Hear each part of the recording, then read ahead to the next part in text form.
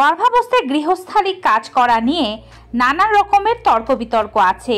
কেউ বা বলেন গর্ভাবস্থায় শুয়ে বসে থাকলে নর্মাল ডেলিভারি করানো পসিবল হয় না। কেউ বা বলেন গর্ভাবস্থায় অনেক বেশি কাজ করলে মিসক্যারেজ হয়ে যায়। আসলে গর্ভাবস্থায় গৃহস্থালী কাজের একটি লিস্ট আছে, অর্থাৎ কিছু কাজ করা যাবে, কিছু কাজ করা যাবে না। অবশ্যই গর্ভাবস্থায় শুয়ে বসে থাকাটা উত্তম কোনো কাজ নয়, তবে কাজ করতে হবে বলেই যে গৃহস্থালী সব রকম কাজ আপনি করতে পারবেন ব্যাপারটি সেরকম নয়। আপনি যখন গর্ভবতী তখন হয়তো আপনি আপনার বাড়ির গুরুজনেদের বলতে শুনেছেন, শুয়ে থেকো না, তাহলে বাচ্চার মাথা মোটা হয়ে যাবে কিংবা লম্বা হয়ে যাবে, তুমি ঘর মোছো কিংবা কাপড় ধোয়ার মতো কাজগুলো করো, সহজেই নর্মাল ডেলিভারি হবে। আজকের ভিডিওর মাধ্যমে এই কথাগুলোর সত্যতা সম্পর্কে আপনাদেরকে জানাতে চলেছি। পাশাপাশি জানাবো গর্ভাবস্থায় কোন গৃহস্থালী কাজগুলো আপনি করবেন আর কোনগুলোকে বাদ দিবেন। সব কিছু জানতে পুরো ভিডিও জুড়ে আমার সাথে থাকার অনুরোধ রইল। Hello মামিস, daddy's and all my lovely viewers, সকলের কাছে অনুরোধ থাকবে আপনারা আজকে এই চ্যানেলে নতুন হয়ে থাকলে মা ও শিশুর স্বাস্থ্য বিষয়ক এমনই উপকারী ভিডিওগুলো পেতে চ্যানেলটি সাবস্ক্রাইব করে পাশে থাকা বেল আইকনটি ক্লিক করে অল নোটিফিকেশনে ক্লিক করে দেবেন। এতে করে আমি ভিডিও আপলোড করার সাথে নোটিফিকেশন আপনাদের কাছেই পৌঁছে যাবে। চলুন এবারে মূল ভিডিওতে যাওয়া যাক। প্রথমে বলছি গর্ভবতী নারীদের রান্না করার ব্যাপারে। গর্ভবতী নারীরা গৃহস্থালী কাজ হিসেবে রান্না করতে পারেন, তবে দীর্ঘ সময় পর্যন্ত দাঁড়িয়ে বা বসে থাকবেন না, একটু পরপর স্থান পরিবর্তন করতে থাকবেন। রান্না করার সময় অতিরিক্ত গরমে রান্না করা থেকে বিরত থাকুন, কারণ এতে করে আপনার অস্বস্তির সৃষ্টি হতে পারে। রান্না করার আগে একটি মূল কাজ হচ্ছে সবজি কাটাকাটি। আমাদের দেশে সবজি কাটার অন্যতম মাধ্যম হিসেবে নারীরা বটিকে ব্যবহার করে থাকেন, যার কারণে নিচে ঝুঁকতে হয়, পেটে চাপ পড়তে পারে। গর্ভাবস্থার প্রথম ত্রৈমাসিকে চাকু দিয়ে কাটাকাটি করুন। এ সময় বটি দিয়ে কাটাকাটি না করাই ভালো, কারণ এ সময় পেটের মধ্যে চাপ পড়লে বা কোনো রকমের আঘাত লাগলে মিসক্যারেজ হয়ে যেতে পারে। আর শেষ 3 মাসে অনেক বেশি সতর্ক থাকতে হয়। এ সময় পানি ভেঙে যাওয়ার মতো সমস্যা থাকে। এছাড়াও নিচে বসে আপনি কাটাকাটি করতে গেলে 2 উরু একসাথে লাগিয়ে যদি পেটের ওপরে চাপ দিয়ে কাটাকাটি করেন, তাহলে আপনার পেটের মধ্যে চাপ পড়তে পারে। সেক্ষেত্রে শেষ 3 মাসেও বটি দিয়ে কাটাকাটি না করে চাকুর ব্যবহার করলে আপনি আরাম পাবেন এবং গর্ভস্থ সন্তানের কোনো ঝুঁকি বাড়বে না।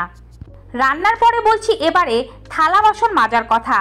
দাঁড়িয়ে দাঁড়িয়ে হালকা ময়লা থালা বাসন আপনি মাজতে পারেন, কোনো সমস্যা নেই, তবে পেটের উপরে চাপ দিয়ে থালা বাসন মাজতে যাবেন না।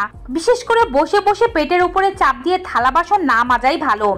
এছাড়াও দাঁড়িয়ে দাঁড়িয়েও আপনি অনেক ময়লা বড় কোনো হাঁড়ি বা ডেক বা কড়াই যেগুলো ময়লা হয়েছে সেগুলো শরীরের উপরে চাপ দিয়ে মাজতে যাবেন না।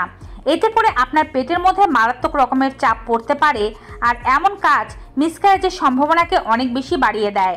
এখন অনেকেই বলতে পারেন আমরা সব রকমের কাজ করি, আমাদের কোনো রকম সমস্যা হয় না।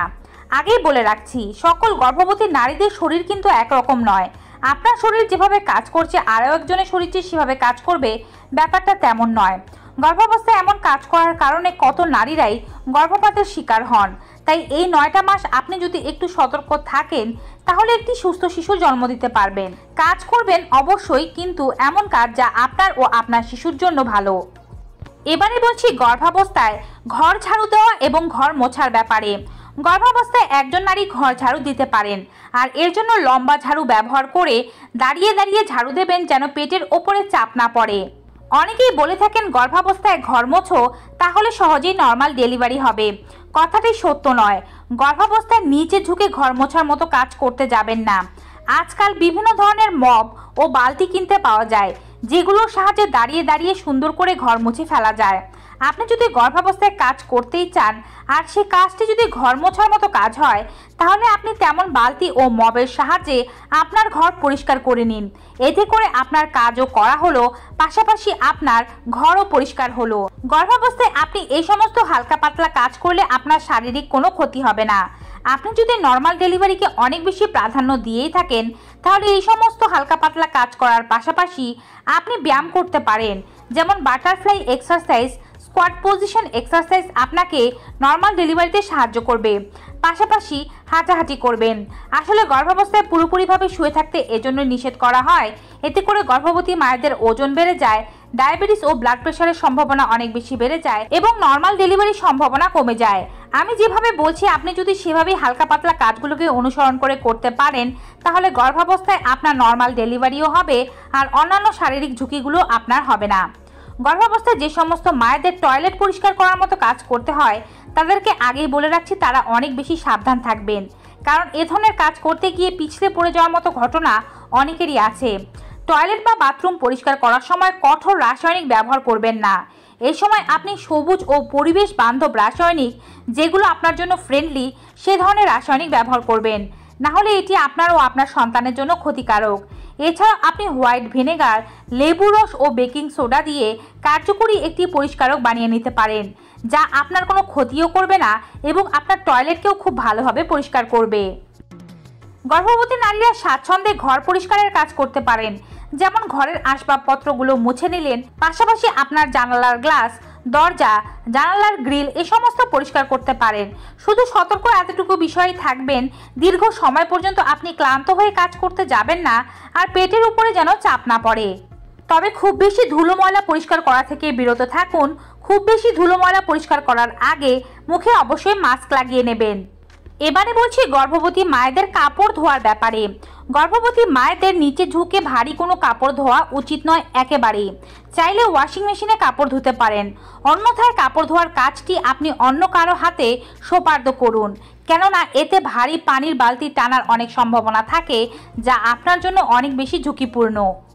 কাপড় না ধুলেও গর্ভাবস্থায় কাপড় ভাঁজ করে গুছিয়ে রাখা, কাপড় আয়রন করা এ জাতীয় কাজগুলো আপনি অনায়াসেই করতে পারেন। গর্ভাবস্থায় মশলা পাটায় বাটার মতো কাজ থেকে বিরত থাকুন। প্রয়োজনে আপনি ব্লেন্ডার ব্যবহার করুন, এতে করে আপনার কাজও সহজ হবে এবং পেটে চাপ পড়ার কোনো সম্ভাবনা থাকবে না। গর্ভাবস্থার যে কোনো পর্যায়ে অর্থাৎ শুরু থেকে শেষ পর্যন্ত আপনি চেষ্টা করবেন সিঁড়ি দিয়ে ওঠানামা একদমই না করতে। সম্ভব হলে লিফট ব্যবহার করুন। আপনি প্লেন জায়গায় হাঁটাহাঁটি করবেন, তবে হাঁটাহাঁটির জন্য সিঁড়িকে কখনোই বেছে নেবেন না। আপনার শয়নের কক্ষটি যদি উপরতলায় হয় তাহলে গর্ভধারণের ব্যাপারটি নিশ্চিত করার পর আপনার শয়নের কক্ষটি নিচতলায় নিয়ে আসার চেষ্টা করুন। গর্ভাবস্থায় কখনোই ভারী কোনো জিনিস নিচ থেকে তুলতে যাবেন না, যেমন কোনো কিছু পড়ে গেলে উঠাতে যাবেন না, ভারী কোনো তোষক বা লেপ গোছাতে যাবেন না। আপনার যদি গর্ভাবস্থায় কোনো ধরনের পোষা প্রাণী থাকে তার মলমূত্র পরিষ্কার করা থেকে পুরোপুরিভাবে বিরত থাকুন। নতুন মেহমান আসছে বলে অনেকেই কল্পনা করতে পারেন রুম একটু পেইন্ট করে নেই, তবে এই সময় রুম পেইন্ট করা থেকে বিরত থাকুন, কারণ এর স্মেল ও রাসায়নিক আপনার গর্ভে শিশুর ক্ষতি করতে পারে। দূরে যাতায়াত করা থেকে বিরত থাকুন। ভারী কিছু তোলা ও বহন করা থেকে বিরত থাকুন। আপনার শরীরে ঝাঁকি লাগে এমন কোনো কাজ করবেন না। দীর্ঘ সময় ধরে কোনো কাজে লিপ্ত থাকবেন না। মানসিক উত্তেজনায় ভুগছেন এমন কাজ করবেন না। দীর্ঘ সময় কাজ করে ক্লান্ত হয়ে যাবেন না। কাজের মাঝে মাঝে অবশ্যই বিরতি নিতে হবে। এই কিছু সতর্কতা অবলম্বন করতে হবে। তবে ভিডিও শেষে জানিয়ে রাখছি এই সমস্ত সতর্কতাগুলো শুধুমাত্র একজন সুস্থ গর্ভবতী নারীর জন্য, অর্থাৎ যার কোনো শারীরিক সমস্যা নেই সেই সমস্ত সতর্কতা মেনে চলবেন। যাদের কোনো শারীরিক অসুস্থতা আছে, পানি ভেঙে যাওয়ার মতো সমস্যা, প্লাসেন্টা প্রিভিয়া বা মিসক্যারেজের মতো ইতিহাস আছে, বা চিকিৎসক যাদেরকে পুরোপুরি বেড রেস্ট নিতে বলেছে তারা পুরোপুরি বেড রেস্ট নেবেন, এ ধরনের কোনো কাজগুলো করতে যাবেন না। তো ভিউয়ার্স, আশা করছি আজকের এই গুরুত্বপূর্ণ ভিডিওটি ভালো লেগেছে। ভালো লেগে থাকলে গর্ভবতী মায়েদের মাঝে বেশি বেশি করে শেয়ার করে দিন। সকলে ভালো থাকুন, সুস্থ থাকুন। Good bye and